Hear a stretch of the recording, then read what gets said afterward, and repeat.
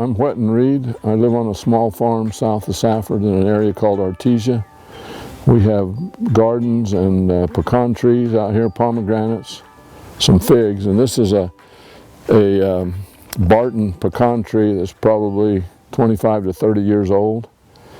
And anyway, I think we want to show you something here that this did not do very well until a few years ago. In fact, it was probably dying, Bill, and the water, we would flood this and the water would sit here a week, literally a week. It'd be like a pool of water.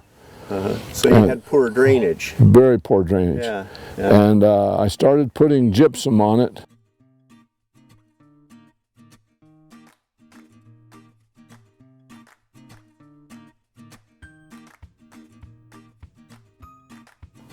Probably 100 pounds per year. That's like, it was $20 worth.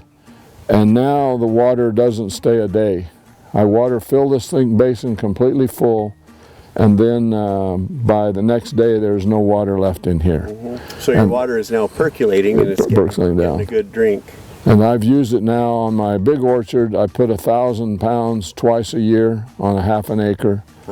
And same problem down there, and now the water goes down. So I'm a big believer in gypsum. It has really made a difference. Yeah, and so the problem was that previously, prior to your having this place, the water had been irrigated on the same schedule repeatedly, and the dissolved solids had accumulated in the soil. Is that what the problem was? That's right. And the gypsum fixed that. It just was like caliche, almost like a swimming pool underneath. You could go down in a few feet. It's just almost like solid rock underneath there. And so the stuff would just sit on top, but they had used hoses on it and watered it off and on. There was no consistency at all. And this has made all the difference. I mean, all the trees now, the production has gone from a couple of 100 pounds a year up to 1,000 pounds just overnight. Yeah. So, and this is an ongoing process, right? Oh, you do this regularly? Every year. Okay. So one shot's not going to fix it? No. Okay. No. You have to get going, because I don't care how good your water is around here, you're going to have salts in it. Yeah. It's there. Even though you can't taste it, I mean, if you test it, there's bound to be some sodium in that.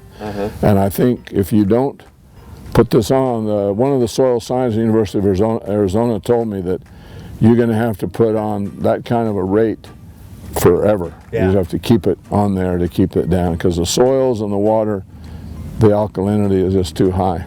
Now, what sort of gypsum? I would, there's more than one kind of There gypsum. is. I've tried 2 or 3 kinds. The best one I find is the one that's a little granular.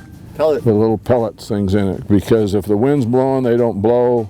You use the powder and it's all over the place, and they stay in there, and you can put them in. You know, I go around with a rototiller in here on this one. And I'm down in my big orchard, I'll go through with a little rototiller behind a little tractor and rototiller the stuff in too. So you're using an agricultural grade gypsum, Yes. which is also available in a pelletized form. Correct. Okay.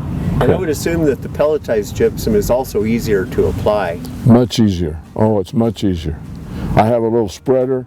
I can put 250, 300 pounds in it, go down through a field, and in a matter of about 15 or 20 minutes, I've spread all that gypsum. Yeah. Well, that's pretty cool. The trees look good. They do, you can tell, yeah. No, it's made the difference. These trees, the leaves were not very good. Some of the nuts were starting to be brown, and they'd be dry on part of the side of the nut. On all the pecan trees were doing that when I came here. And it took me a while, you know, talking to you and Josh and others, that we're getting it figured out. Yeah. Well, good. Well, thank you, Ed.